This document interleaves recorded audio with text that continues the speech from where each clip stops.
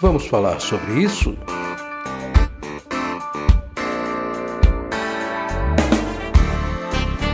Com Francisco Ayrton.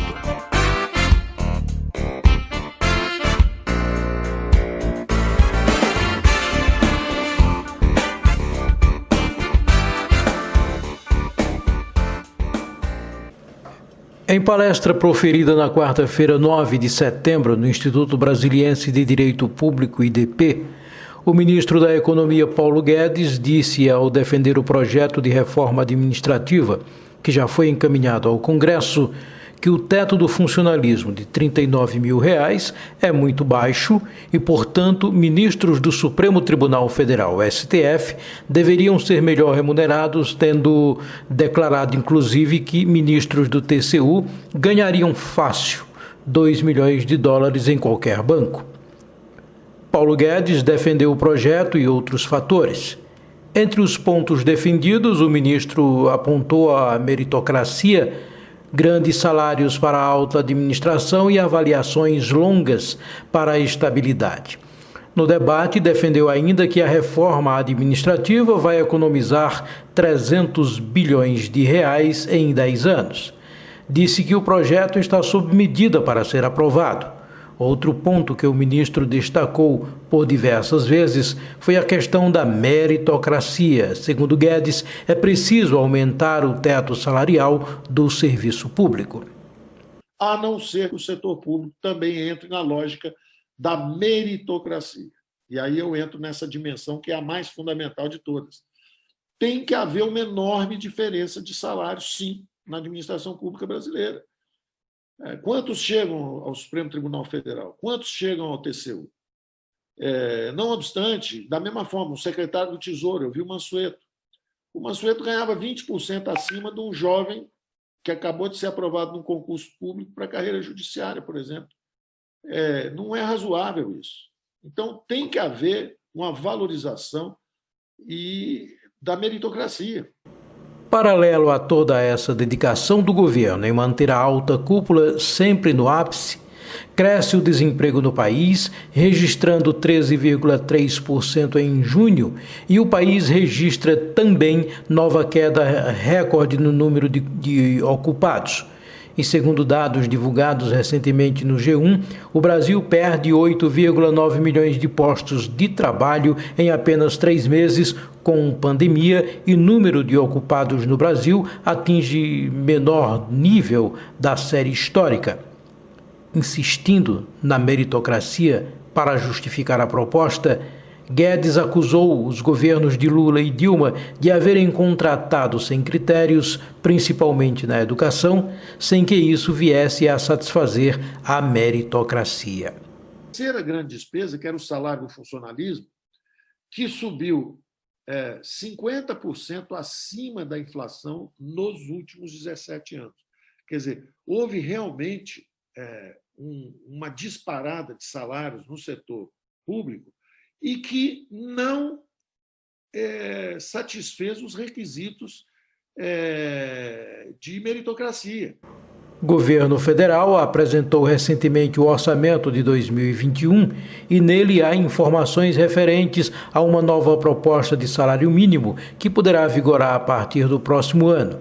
A estimativa é de que R$ 1.067 sejam ofertados aos trabalhadores.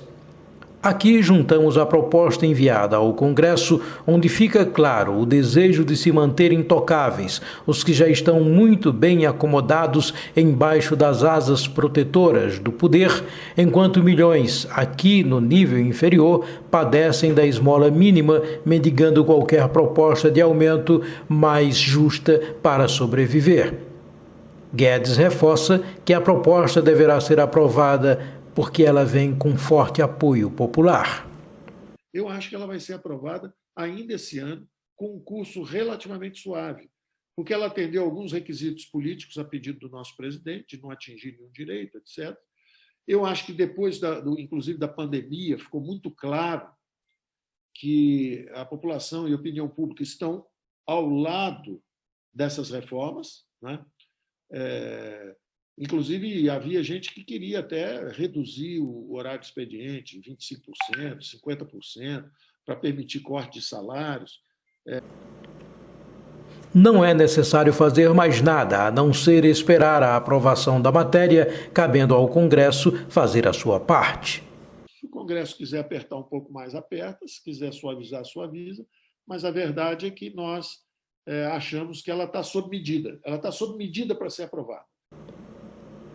Por fim, montado em toda a segurança de que está no caminho certo, Guedes asseverou que o governo parece haver achado o seu eixo.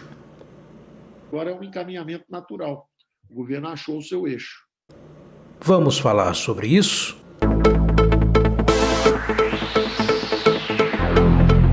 Já está no Congresso Nacional, enviada pelo governo federal, a proposta de reforma administrativa. Não estranhamente, o texto não prevê alteração das regras para magistrados, parlamentares, militares e membros do Ministério Público, que são as categorias com maior remuneração. Por que será, hein? Nessa proposta, já se pode adiantar o que propõe o ministro da Economia, Paulo Guedes. Ele defende nas entrelinhas aumento para o presidente Bolsonaro e o STF, abre aspas, pela responsabilidade do cargo, fecha aspas. Em palestra proferida na quarta-feira, dia 9, no Instituto Brasiliense de Direito Público, IDP, o ministro disse que o teto do funcionalismo de R$ 39 mil é muito baixo e, portanto, ministros do Supremo Tribunal Federal, STF, deveriam ser melhor remunerados, tendo declarado, inclusive, que ministros do TCU ganhariam fácil $2 milhões em qualquer banco. E então? Já caiu a ficha aí para alguém? Espero que sim. Pois mais uma vez o povo é passado no imenso triturador humano e transformado em ração que serve apenas para alimentar a monstruosidade que só a uma casta privilegiada caberia, composta por maus políticos e por políticos bem maus.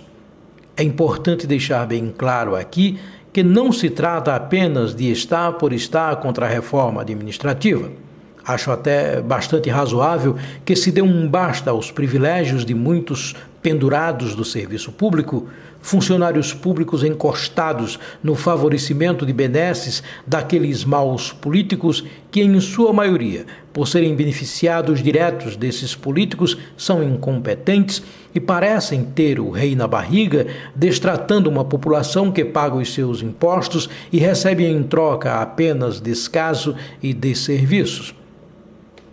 No entanto, não podemos ser hipócritas em, mesmo tendo a certeza dessa incompetência muito bem remunerada desses encostados, admitir aumentos astronômicos para uma minoria de pseudos representantes do povo em detrimento de milhões de trabalhadores que ralam por uma vida inteira, onde muitos chegam a morrer trabalhando e ganhando miseravelmente, sem, no entanto, jamais haver atingido em toda a sua vida um ganho salarial de apenas um mês de um deputado, senador ou mesmo presidente da República. Mesmo que pareça estar sendo repetitivo, defendo uma reforma em que seja dado um basta nessa forma viciada de beneficiar apaniguados e promover uma verdadeira farra de aumentos salariais para determinada categoria que, como já é de praxe, acaba desencadeando uma onda de aumentos, beneficiando uns poucos, esquecendo dos milhões que sobrevivem de um miserável salário mínimo sem nunca poder reclamar. É imoral termos de assistir a essa prática que tem passado por tantos governos. Quando se trata de privilegiar categorias do andar de cima, tudo é permitido. Mas quando se trata de dar aumento ao salário mínimo, a confusão é muito grande, pois o argumento apresentado para não se dar um aumento justo a quem realmente rala é que uma correção maior que míseros centavos desencadearia um imenso desastre na economia do país. Não há justiça nenhuma nisso. Todos ouvimos na fala do ministro Guedes no Instituto Brasiliense de Direito Público, IDP, em todos os telejornais do país e aqui em trechos pinçados, ao falar que o governo achou o seu eixo. e em valorização da meritocracia.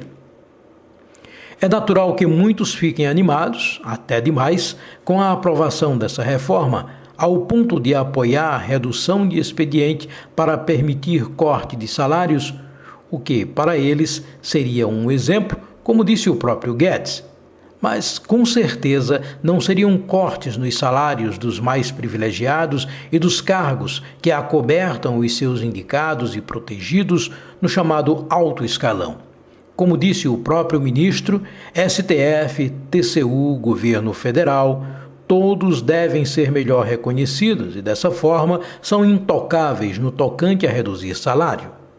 Para essa faixa, o céu é o limite. Então é muito fácil se falar em cortes de privilégios quando esses cortes não podem atingir a alta cúpula e o resto que se dane. O governo federal apresentou recentemente o orçamento de 2021 e nele há informações referentes a uma nova proposta de salário mínimo que poderá vigorar a partir do próximo ano. A estimativa é de que R$ 1.067 sejam ofertados aos trabalhadores, o que aparentemente apresenta um acréscimo de R$ 22 em comparação com o atual valor, que é de R$ 1.045. Se aprovado pelo Congresso Nacional, a nova quantia começará a ser paga a partir de fevereiro. No mês de abril deste ano, o governo já havia apresentado uma proposta inicial bastante significativa de algo em torno dos R$ 34, que elevaria o mínimo para R$ 1.079. O governo acabou recuando, como lhe é comum recuar sempre, achou que seria um absurdo dar um aumento tão grande ao salário que mata de fome o Brasil, e acabou oferecendo um substancial aumento de R$ 22. Está bom assim? Você pode até estar se perguntando, por que será que este comentário começa falando em reforma administrativa e agora está enveredando para aumento do salário mínimo nacional? O aumento ínfimo para o salário mínimo vigente, que faço lembrar aqui, se dá porque a fala do ministro Paulo Guedes sobre a reforma administrativa evoca uma, abre aspas, correção de privilégios, fecha aspas. Falando em estouro de gastos pelos governos de Lula e Dilma, respectivamente, ao contratarem e darem aumentos que para este governo soam absurdos, ele também deixa de fora aqueles que considera os deuses do Olimpo por estarem acima de tudo e de todos e, portanto, merecedores de uma blindagem remunerada. Então, defender altíssimos salários para uma casta e negar justiça para a maioria do povo brasileiro é, no mínimo, privilégio para os escolhidos, não é mesmo? Beneficiar tubarões e matar de fome trabalhadores, aqueles que, por sorte, ainda dispõem de algum emprego, sem contar com o altíssimo nível de desemprego que atinge atualmente o país, não é para se pensar diferente do que o que estou falando agora. De acordo com o G1, o país perde 8,9 milhões de postos de trabalho em apenas 3 meses com a pandemia e o número de ocupados no Brasil atinge menor nível da série histórica. Taxa de desemprego sobe para 13,3% em junho e país tem nova queda recorde no número de ocupados. Dessa forma, fica cada vez mais claro o enorme fosso que separa o alto escalão da maioria da população. Na visão tosca daqueles que se acham acima de tudo e de todos e se sentem senhores da vida e da morte sobre uma população que, nesse momento, apenas arqueja, sufocada por uma inflação latente e não admitida pela cúpula, um dragão que volta mais fumegante do que nunca, marcando em definitivo o retorno das maquinetas nos supermercados brasileiros, aumentando o arroz, o feijão, açúcar e café, só para citar os chamados gêneros de primeiras necessidades, onde alguns produtos já começam inclusive a desaparecerem das prateleiras, deixando a população em polvorosa. Para darmos um exemplo claro dessa vergonhosa diferença, cálculos realizados pelo DIEESE mostraram que mais de 49 milhões de brasileiros vivem com um salário mínimo de R$ 1.045. Por outro lado, a remuneração mensal atual deveria ser de R$ 4.694,57, ou seja, diante de um aumento de R$ 3.649,57. Ora. Então, que não me venham falar de reformas que podem acabar com privilégios, ao mesmo tempo em que beneficiam claramente apenas os apaniguados e aos escolhidos frequentadores dos salões palacianos.